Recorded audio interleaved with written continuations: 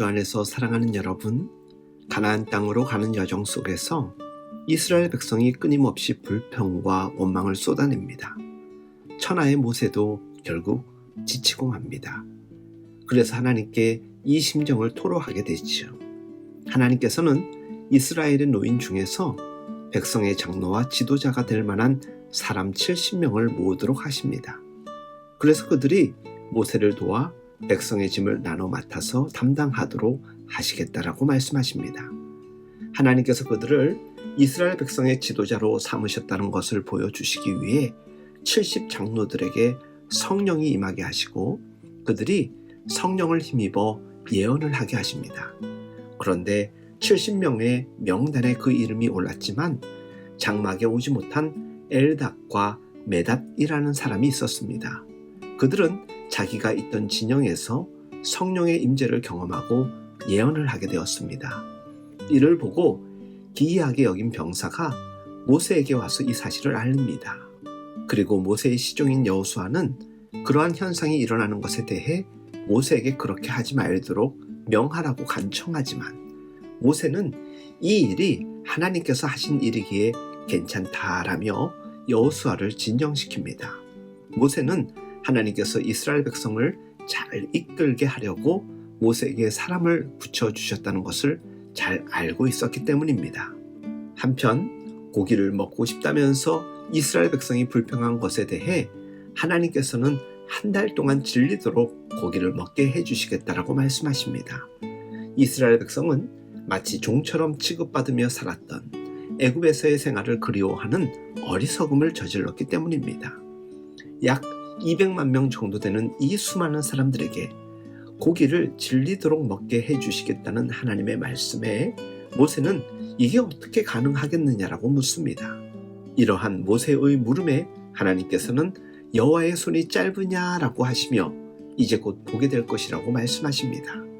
결국 하나님은 바람을 일으키셔서 메추라기 떼를 보내셔서 이스라엘 백성이 머무는 진영에서 사방으로 하루길 되는 정도의 땅에 메추라기가 2규빗, 그러니까 약 1m 정도 쌓이게 하셨습니다.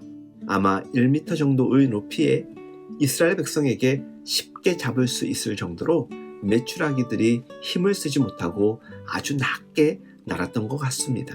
그래서 백성이 나가서 이틀 동안 하루 종일 메추라기를 모아서 적게 모은 자도 10호멜을 거두었다라고 성경은 기록하고 있습니다. 10호멜 정도는 약 2200리터 정도이니 엄청나게 모은 것이지요. 그렇지만 이들이 메추라기를 잡아 고기로 먹을 때 하나님께서 큰 재앙을 내리셔서 죽게 하였습니다. 하나님께서는 그들이 원하는 대로 메추라기를 보내주셔서 마음껏 먹을 수 있게 되었음을 눈으로 보게 하신 후에 불평했던 백성을 심판하신 것입니다.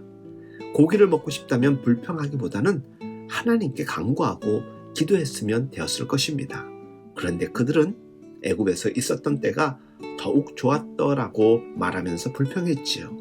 하나님께서 그들을 구원해 내셨는데도 불구하고 그들은 그것을 감사하기보다는 구원되기 전이 훨씬 더 좋았다는 악한 말을 쏟아내었기에 하나님께서 진노하신 것입니다.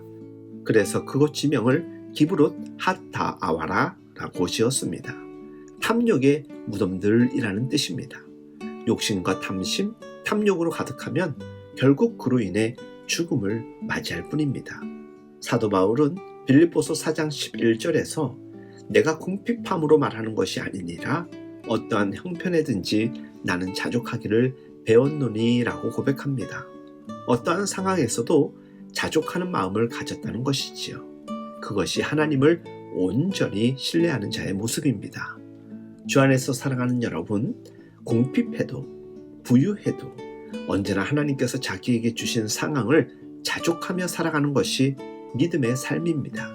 오늘 하루도 자족하며 살아가는, 하나님께 감사하는 삶을 살아가는 우리 모두가 될 수 있길 예수님의 이름으로 축복하며 응원합니다.